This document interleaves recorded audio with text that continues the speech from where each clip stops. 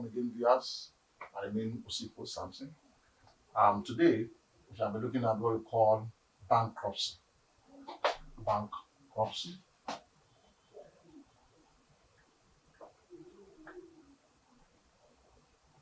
Bankruptcy. Now, we shall be looking at bankruptcy and how does it relate to banking. Generally, it is called Bankruptcy Act. Now, this is my core area when it comes into managing debts for people. And that is why I'm advising corporate organizations, individuals that are owning banks, that there are ways at which you can resolve this issue of debt and be free.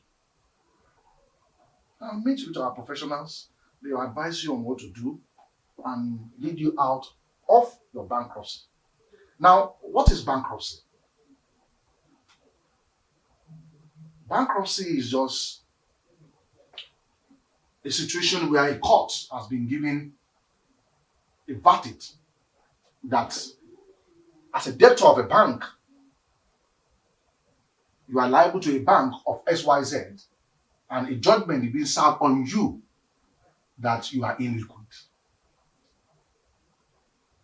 The process at which a court gives a verdict on you that you are not liquid to pay your debt as at when due means you are bankrupt.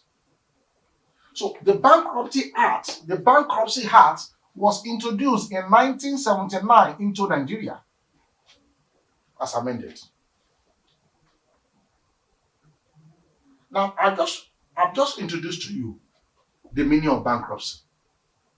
Now, what are the acts that you will commit and the bank qualifies as Bankruptcy Act? Number one is that when you are avoiding the bank, if you are owing the bank and the bank call for a meeting, you are avoiding them, you have committed the Bankruptcy Act.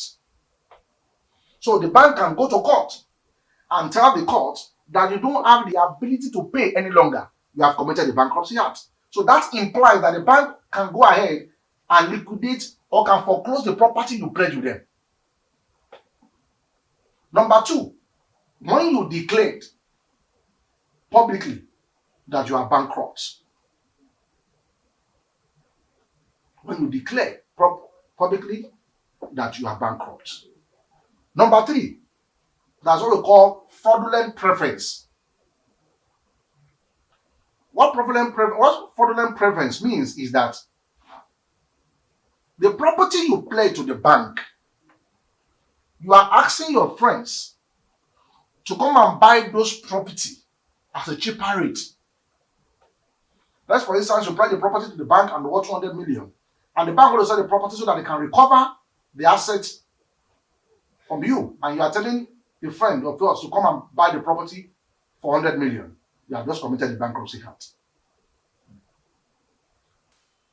The next one, which is number four, when you committed what we call fraudulent conveyance.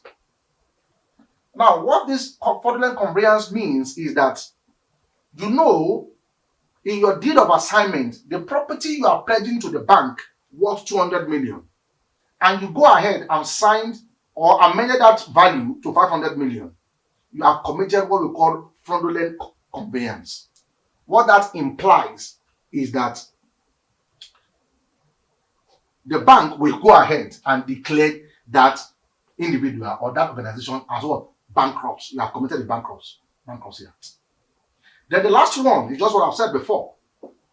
When a court gave a judgment on you that you are not deemed fit to pay your debt to a particular bank, it shows that you have committed a Bankruptcy Act.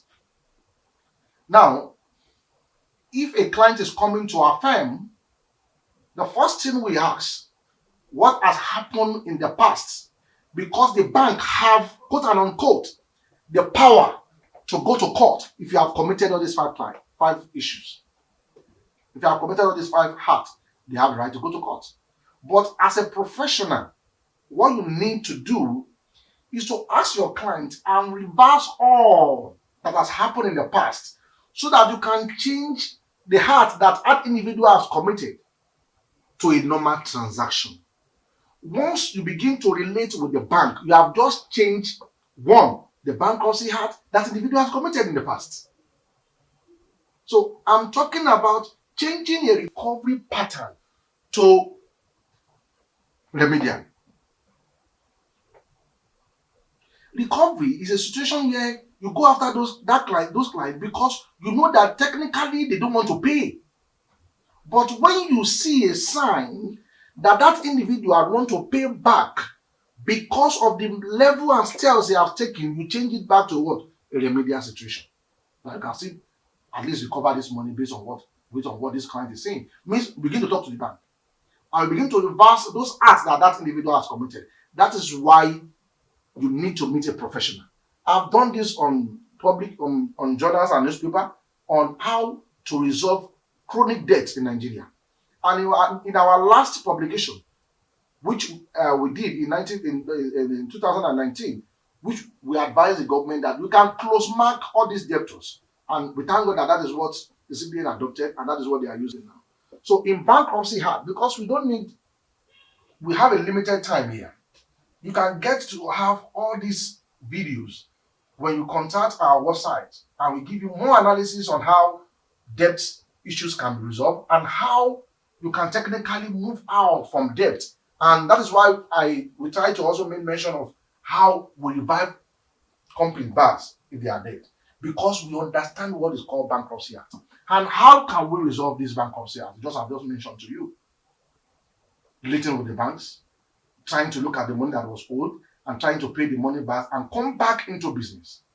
These are technicalities that professionals need to put in order to resolve bankruptcy act. However, you can contact us through our website and all those phone numbers that will be what we call display. Talk to us. We have issues.